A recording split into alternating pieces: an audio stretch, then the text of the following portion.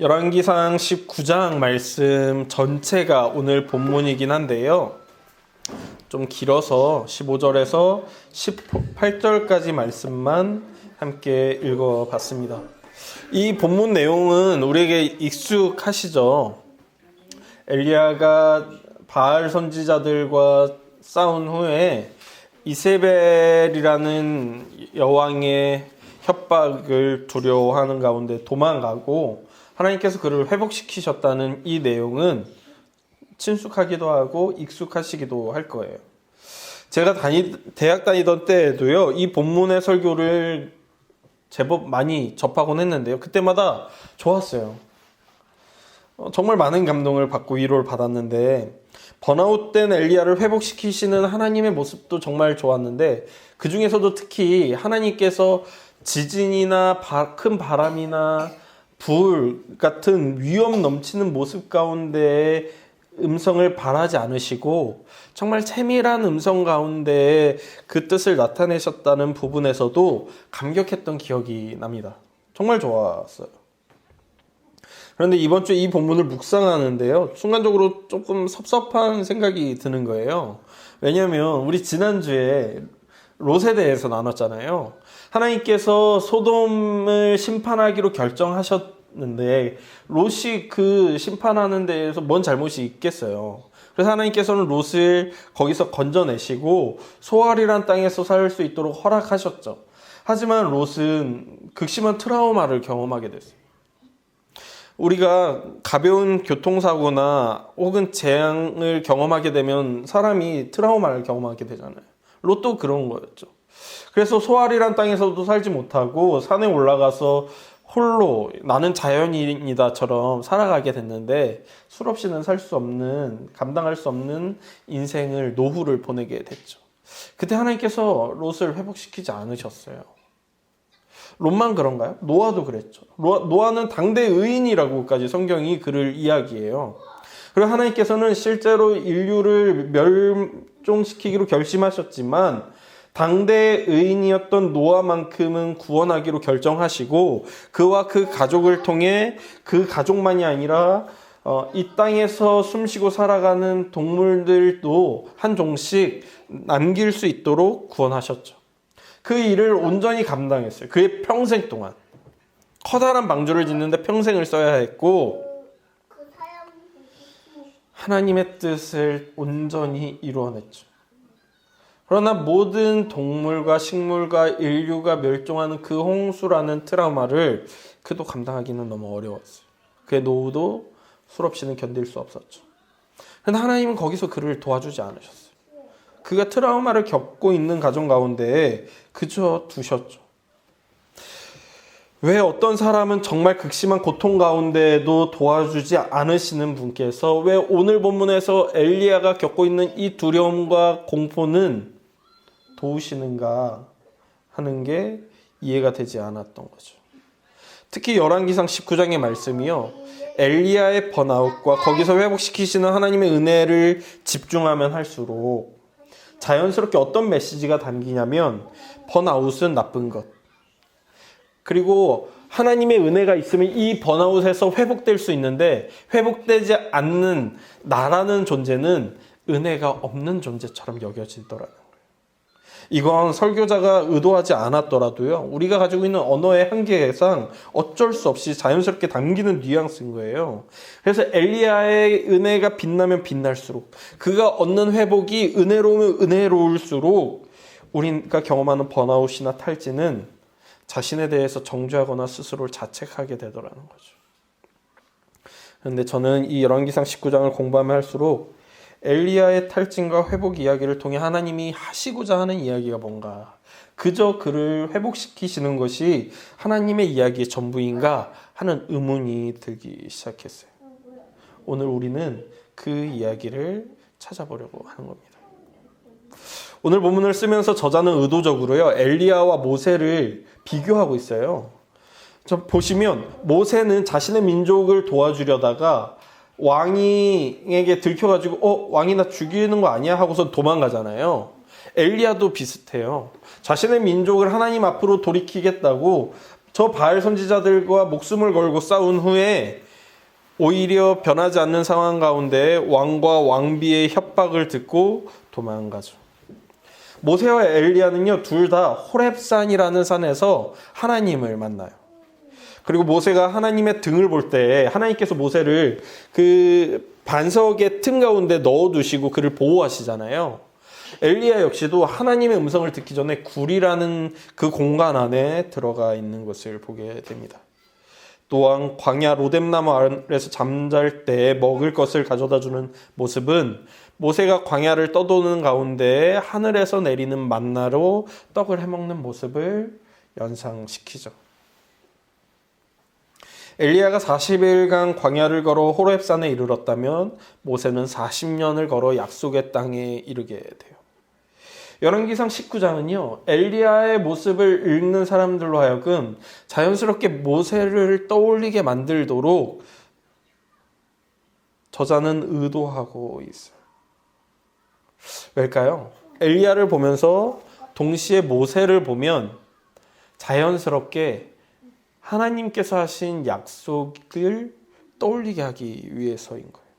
무슨 약속이냐면 신명기 18장 15절에서 22절까지 하나님께서 이런 약속을 하시는데 제가 읽어드릴게요. 내 하나님 여호와께서 너희 가운데 내 형제 중에서 너를 위하여 나와 같은 선지자 하나를 일으키시리니 너희는 그의 말을 들을지니라.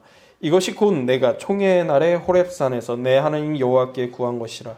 곧 내가 말하기를 내가 다시는 내 하나님 여호와의 음성을 듣지 않게 하시고 다시는 이 큰 불을 보지 않게 하소서. 두렵건대 내가 죽을까 하나이다 하매 여호와께서 내게 이르시되 그들의 말이 옳도다. 내가 그들의 형제 중에서 너와 같은 선지자 하나를 그들을 위하여 일으키고 내 말을 그 입에 두리니 내가 그에게 명령하는 것을 그가 무리에게 다 말하리라. 누구든지 내 이름으로 전하는 내 말을 듣지 아니하는 자는 내게 벌을 받을 것이요 만일 어떤 선지자가 내가 전하라고 명령하지 아니한 말을 제 마음대로 내 이름으로 전하든지 다른 신들의 이름으로 말하면 그 선지자는 죽임을 당하리라 하셨느니라. 내가 마음속으로 이르기를 그 말이 여호와께서 이르신 말씀인지 우리가 어떻게 알리오 하리라. 만일 선지자가 있어 여호와 이름으로 말한 일에 증언도 없고 성참도 없으면 이는 여호와께서 말씀하신 것이 아니요 그 선지자가 제 마음대로 한 말이니 너는 그를 두려워하지 말지니라. 아멘. 하나님께서 모세에게 말씀하시기를 너 이후로 너희 백성들 가운데 너 같은 선지자를 내가 그 백성들에게 보낼 거야 라고 약속하셨어요. 왜? 그를 통해 내 뜻을 드러낼 거기 때문이야 라고 말씀하십니다. 그러면 엘리야의 모습을 모세처럼 그리면서 이 약속을 떠올리게 한 사람은 뭘 이야기하고자 하는 거냐면 엘리야는 모세 같은 선지자입니다.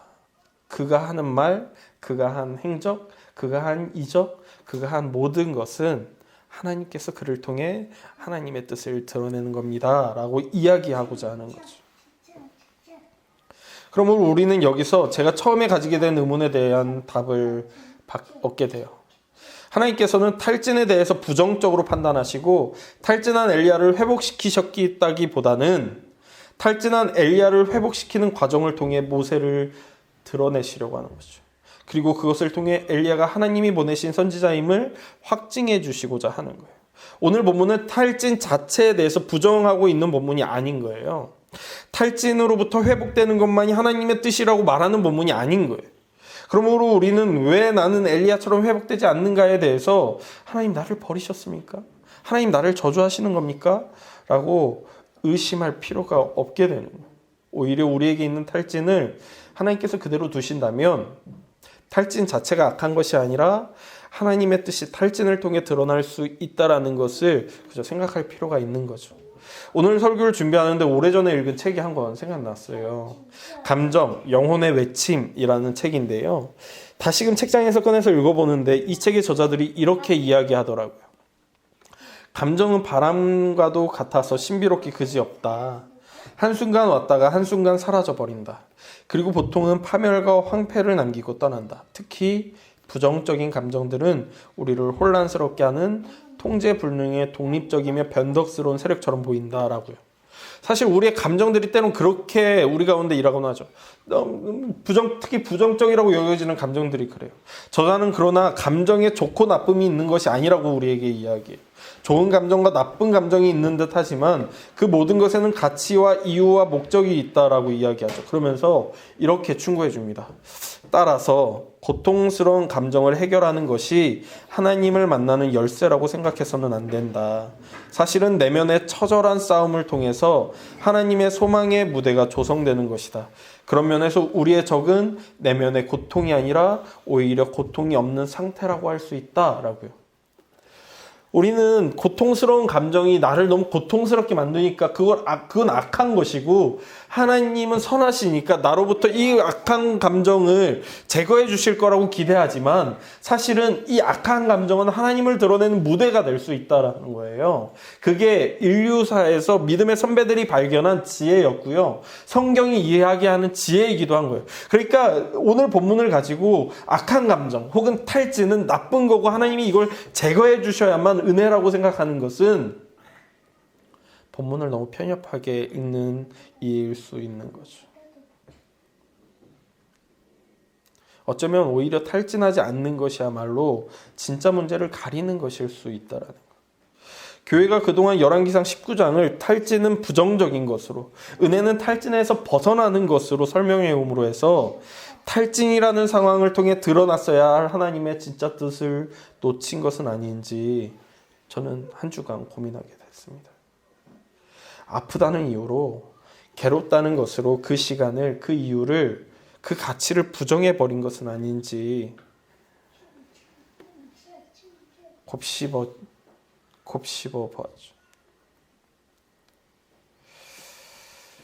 그러니까요, 탈진을 혹은 부정적인 감정을 너무 제거하려고만 하지 않는 것이 오히려 지혜일 수 있는 거죠. 오늘 본문으로 돌아와서 오늘 본문이 탈진한 엘리야와 회복시키시는 하나님을 보여주는데 그 목적이 있다면, 그 목적이 있는 것이 아니라면 그럼 엘리야는 왜 특별하게 회복되어야 했을까? 하나님은 모세 같은 엘리야를 통해 무엇을 나타내기 원하시는 것일까? 고민해 봐야 합니다. 그러고 보면 오늘 본문은요, 엘리야를 모세처럼 보이기 위해서 공을 들이는 만큼요, 또 한 가지를 매우 공들여서 기록하고 있는데, 그건 엘리야에게 하나님께서 매우 초월적으로 일하고 계시다는 거예요. 죽기를 간청하며 누운 엘리야에게 천사가 다가와서 먹을 것과 마실 것을 주죠. 그것도 2번 반복해서요. 엘리야는 그걸 먹고는요 40일 동안 걸어요. 그 거리가 약 340km 정도 돼요. 여러분 금식해 보셨죠? 금식 다들 해보셨잖아요. 한 끼만 굶어도 기력이 빠지는 게 우리인데 40일 동안 금식한다면 과연 어떻게 될까요? 그래서 최근에 의학적으로 금식이 한번 이슈가 된 적이 있어가지고 의사들이 이야기하는데 한 20일 정도만 금식을 해도 몸에 굉장히 큰 데미지가 온대요. 근데 40일은 거의 목숨을 걸고 하는 거죠. 그리고 좀 검색해 보니까요, 몇몇 목사님들이 예수님 따라한다고 40일 동안 금식하다가 돌아가신 분들도 제법 있더라고요. 그러니까 40일 금식이 쉽지가 않은 거예요. 근데 그 목사님들이나 예수님은 한 장소에서 안 움직이고 그냥 금식한 건데, 엘리야는 40일 동안 금식하면서 340km를, 그것도 광야길을 걸어간 거예요.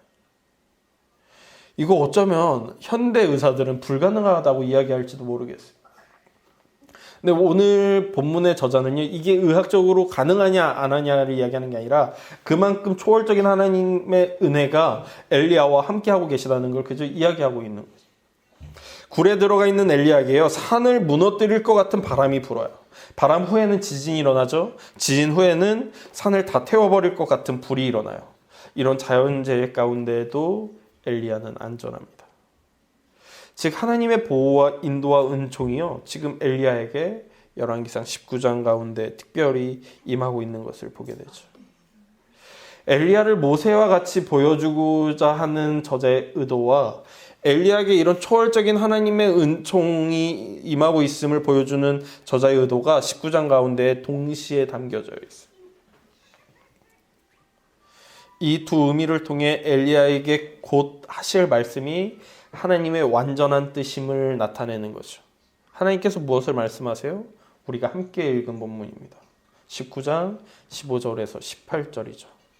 제가 다시 한번 읽어드릴게요. 여호와께서 그에게 이르시되 너는 내 길을 돌이켜 광야를 통하여 다메섹에 가서 이르거든 하사엘에게 기름을 부어 아람의 왕이 되게 하고 너는 또 님시의 아들 예후에게 기름을 부어 이스라엘의 왕이 되게 하고 또 아벨므홀라 사밧의 아들 엘리사에게 기름을 부어 너를 대신하여 선지자가 되게 하라. 하사엘의 칼을 피하는 자를 예후가 죽일 것이요 예후의 칼을 피하는 자를 엘리사가 죽이리라. 그러나 내가 이스라엘 가운데 7,000명을 남기리니 다 바알에게 무릎을 꿇지 아니하고 다 바알에게 입맞추지 아니한 자니라. 아멘. 하나님께서 이렇게 특별하게 엘리야에게 임하시고 나서 그에게 자 이제 너한테 완벽한 완전한 내 뜻을 이야기할 테니까 넌 그걸 행해야 돼. 그리고 이걸 읽는 사람들로 하여금 아 엘리야가 넌 정말 하나님의 사람이구나. 하나님께서 이 엘리야를 통해서 정말 완전히 하나님의 뜻을 이루시겠구나 라고 이해하게 한 후에 하나님께서 하시는 말씀은 너는 3명에게 기름을 부으라는 거예요. 근데요 심지어요 이 3명 중에 2명은 엘리사가 기름을 부어요. 요엘과 하사엘은요 엘리야가 기름을 붓지 않고 엘리사가 기름을 부어요. 그러면 오늘 본문이 정말 엘리야를 정말 독특하게 특별하게 일하시고 나서 명령하는 건 너 가서 엘리사에게 기름을 부어라. 그리고 엘리사를 통해 요엘과 하사엘에게 기름을 부으라. 이게 전부인 거예요. 왜지? 왜 이게 그만큼 중요한 거지? 라는 의문이 들더라고요. 이 사람들의 행동과 행적에 대해서 조금 그래서 살펴볼 필요가 있어요. 엘리사는 모두 아시잖아요. 그러니까 넘어가도록 하고요. 다른 2사람의 설명이 좀 필요한데 제가 요엘이라고 했었나요? 죄송해요. 예후죠.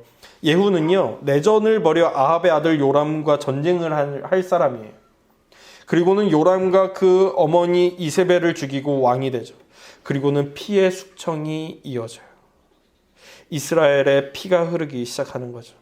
내전의 끔찍한 잔인함이 이스라엘 안을 가득 채워요. 그러니까 엘리야가 엘리사를 통해 기름 부을 예후는요. 내전을 통해 이스라엘 안에 피를 채우는 사람이 되는 거예요. 또 다른 기름을 부음을 받을 하사엘은요. 무슨 일을 하냐면 다메섹의 하사엘은 이방 사람이었어요. 심지어 이 사람은 이스라엘 사람도 아니고 이방 사람이에요. 아람 사람이죠. 하사엘에게 엘리사가 기름을 부어주는데 그 모습이 좀 기괴해요. 열왕기하 8장 7절에서 15절을 보면 엘리사가 하사엘에게 기름 붓는 장면이 나오는데 그 중에서도 11절에서 12절을 보면 이렇게 그 장면을 기록합니다. 제가 읽어드릴게요. 하나님의 사람이 그가 부끄러워하기까지 그의 얼굴을 쏘아보다가 우니 하사엘이 이르되 내 주여 어찌하여 우시나이까 하는지라 대답하되 내가 이스라엘 자손에게 행할 모든 악을 내가 알미라. 내가 그들의 성에 불을 지르며 장정을 칼로 죽이며 어린 아이를 맺히고 아이뱀 부녀를 가르리라. 그러니까요 엘리야가 엘리사를 통해 기름을 붓는 하사엘은 아람의 왕이 될 건데 아람의 왕이 돼서 뭘 행하냐면 이스라엘을 공격하며 이스라엘 안에 있는 장정을 죽이고 심지어 어린 아이를 죽이고 심지어 아이벤 여인을 죽일 거라는 거예요. 그럴 사람에게 기름을 부으라는 거예요. 그리고 실제로 열왕기하 10장, 12장, 13장은요. 하사엘이 이스라엘을 공격했다라는 것을 기록하고 있어요. 즉 오늘 본문인 열왕기상 19장은 내전을 일으키는 주범인 예후 그리고 이스라엘을 잔혹하게 공격해서 사람들을 죽일 하사엘을 향해서 이들은 하나님의 도구다라고 이야기하는 거예요. 이들이야말로 하나님이 기름 부은 사람들이라고 이야기하는 거예요. 감히 내전의 주범과 이방의 왕을 하나님의 도구라고 이야기해야 하는 거예요. 어디에 사용할? 하나님의 선택된 백성인 이스라엘을 공격할. 이걸 확증해 주기 위해 필요한 것이 모세 같은 선지자. 하나님께서 특별히 은총 가운데 불가능해 보이는 것들을 행해가는 엘리야 같은 선지자가 필요한 거죠. 이 엘리야가 이 과정이 없었다면 요엘이 내전을 벌이고 피로 이스라엘을 가득 채울 때 하사엘이라는 요람의 왕이 이스라엘을 쳐서 장정들을 죽이고 어린아이를 죽이고 부녀자들을 죽이고 심지어 아이벤 여인들을 죽일 때 하나님 왜 엘리사를 통해 저런 사람들에게 기름을 부으셨냐는 질문들이 사람들의 마음을 가득 채우겠죠. 그런데 하나님께서 왜 이방인을 통해 혹은 내전을 벌일 사람들을 통해 이스라엘을 치십니까? 아합의 시대요. 이 시대 굉장히 부유했어요. 아합이 정치를, 여러분 성경이 아합을 부정적으로 이야기해서 그렇지 아합 정치력이 제법 좋았어요. 정치력이 얼마나 좋았냐면 이스라엘 주변국들의 기록에서 아합의 이름이 발견돼요. 그의 군사력이 강했다고, 그의 정치력이 좋았다고, 그의 영향력이 컸다고요. 그러니까 아합 시대에 이스라엘이요 살만했어요.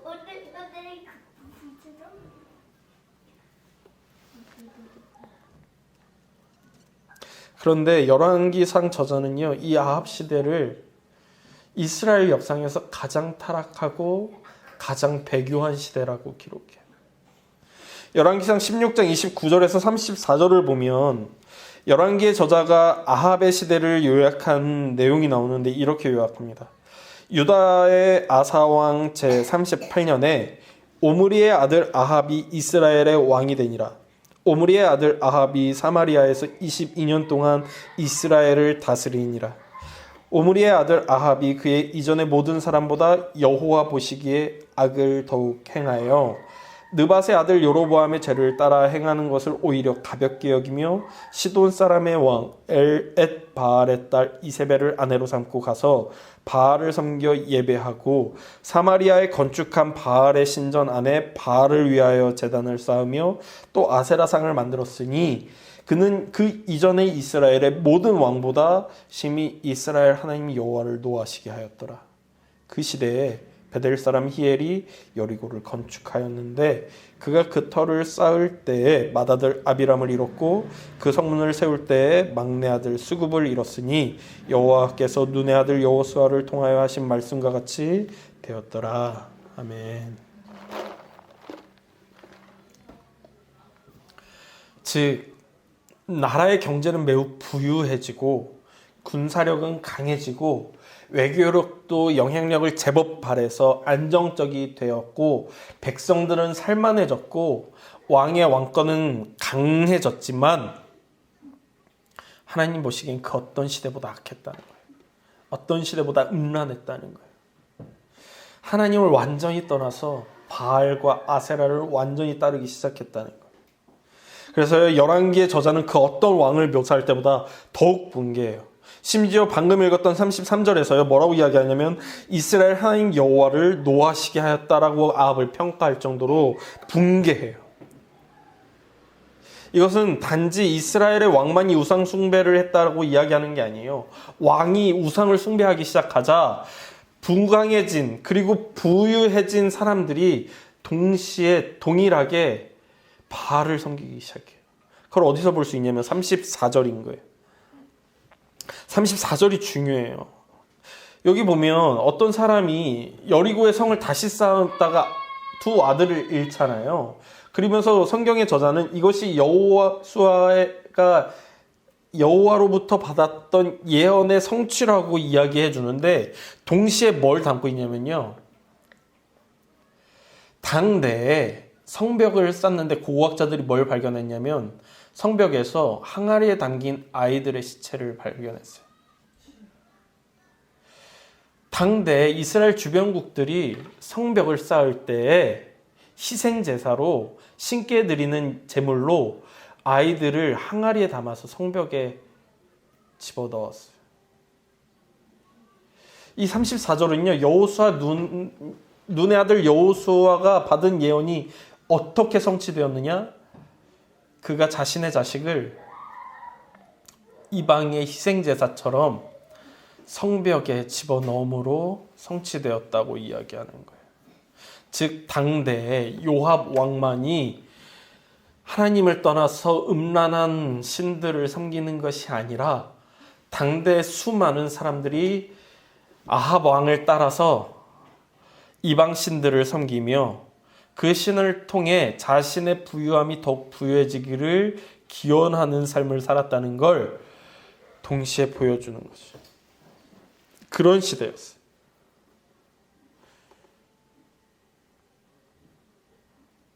그런 시대였어요. 아합이라는 왕이 우상을 숭배하기 시작하자 이스라엘 전역의 우상 숭배가 극심해졌어요.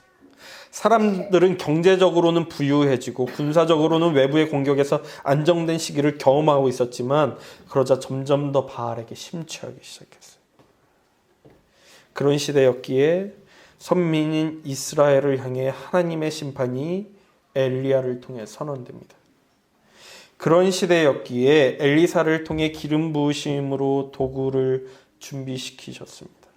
그리고 그 도구는 이스라엘을 쳐서 하나님 앞에 정결함으로 이끌어가고자 하는 거죠. 열왕기하 10장 26절에서 28절을 보니까 내전을 치른 예후가 왕이 된 후에 이렇게 행합니다.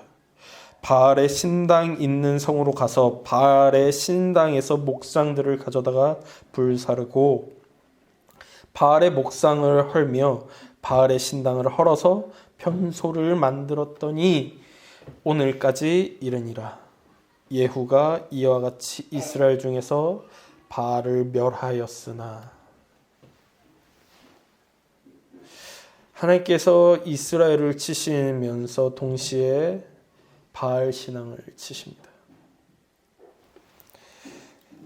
바알에게 완전히 심취한 이들에게 그것이 죽음으로 향하는 길이라며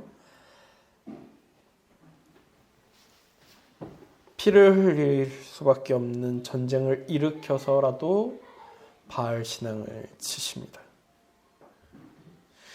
하나님을 사랑하시는 성도 여러분, 하나님이 사랑하시는 성도 여러분, 예수 그리스도를 믿고 하나님의 자녀가 된 우리는 스스로를 선택받았다고 자평하곤 하지만 그러나 그 자평이 실제적으로 우리의 삶을 변화시키지 않고 옛 습관에 머물거나 혹은 하나님의 이름을 입에는 담지만 삶으로는 바알, 풍요, 번영을 쫓을 때에 하나님은 그것을 가짜라고 판단하시며 심판대 앞에 세우실 것입니다. 그리고 어쩌면 그 심판은 이방인들을 들어 선민을 치셨듯 우리가 상상해 본 적 없었던 부끄러움과 수치로 다가올지도 모릅니다. 아니, 어쩌면 이미도 세상의 걱정거리가 되어버린 교회를 생각해 본다면, 교회의 걱정거리가 되어버린 목사를 생각해 본다면 이미 심판하고 계신지도 모르겠습니다. 그러나 너무 아프고 괴롭지만 심판을 피해 도망가지 맙시다. 심판을 피해 도망간다면 그것은 하나님의 뜻을 드러낼 무대를 지우는 것이 되고 말겠죠. 심판은 우리를 괴롭게 하거나 멸망하게 하거나 죽이기 위해서가 아니라 우리 안에 있는 우상과 가짜 신앙을 드러내고 그것을 제거하고 온전히 하나님과 깊은 관계로 이끌기 위해서임을 신뢰합시다. 결국엔 하나님께서 때리심은 미움과 분노가 아닌 하나님과 더 온전한 관계를 위해서임을, 그분의 선하심과 그분의 완전하심을 신뢰하는 우리 모두가 되길 소망합니다. 기도하겠습니다. 하나님, 왜 엘리야는 특별해야 했는가 고민하게 됐습니다. 그런데 그를 특별하게 취하심으로 그가 앞으로 행할 일들이 하나님의 뜻임을 드러내십니다. 피 흘려야 했습니다. 잔혹함 가운데 장정들이, 어린아이들이, 아이벤 부녀자들까지도 죽어야 했습니다. 그러나 하나님의 목적은 그들이 죽임 당해야 하는 것에 있지 않았고, 바알 제단을, 바알 신앙을 제거하는 것에 있었습니다. 자정할 능력을 잃자 하나님께서는 심판 가운데 바알 신앙을 제거하십니다. 하나님 우리의 삶을, 그리고 한국 교회를 돌아봅니다. 우리는 하나님을 입에 담고 있지만 혹 풍요의 신을 쫓고 있는 것은 아닌지, 내가 하나님의 선택받은 백성이라고 자평하지만 사실은 바알의 자녀로 살고 있는 것은 아닌지, 그렇기에 하나님께서 지금 한국 교회에 심판을 내리고 계신 것은 아닌지 돌아봅니다. 주님, 하나님께서 혹 오늘 우리에게 심판을 내리시는 것이라면 그것을 피하지 않고 하나님의 회초리를 맞을 수 있는 건강한 교회가 되게 하여 주십시오. 하나님이 때리시는 것이 목적이라면 그 자체에 목적이 있는 것이 아니라 돌이키라고, 돌아오라고, 엇나가는 자녀를 사랑하는 부모의 마음으로 우리를 때리시는 것임을 신뢰하며 그 매를 맞도록 우리를 세워주십시오. 하나님 앞에서 더욱 정결하고 하나님의 부르심 앞에서 더욱 성결한 우리가 되길, 한국교회가 되길 소망하며 예수님의 이름으로 기도했습니다. 여호와는 내게 복을 주시고 너를 지키시기를 원하며 여호와는 그의 얼굴을 내게 비추사 은혜 베푸시기를 원하며 여호와는 그 얼굴을 내게로 향하여 드사 평강 주시기를 원하노라. 아멘.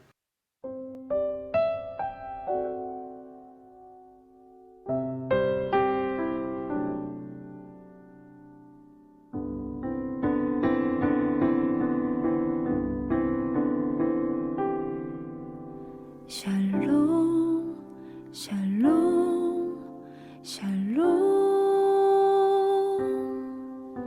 샬롬 샬롬 샬롬 내니 두려워 말아라 나의 아들 나의 딸아 안심하라 샬롬 샬롬 샬롬 샬롬 샬롬 샬롬 나의 평안을 주노라 세상과는 다른 평안 두려워 마라 샬롬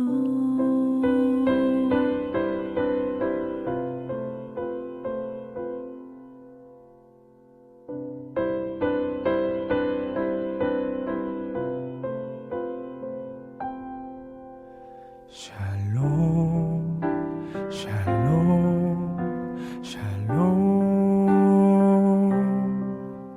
샬롬 샬롬 샬롬 내니 두려워 말아라 나의 사랑 나의 이스라엘 안심하라 샬롬 샬롬 샬롬 샬롬 샬롬 샬롬 평강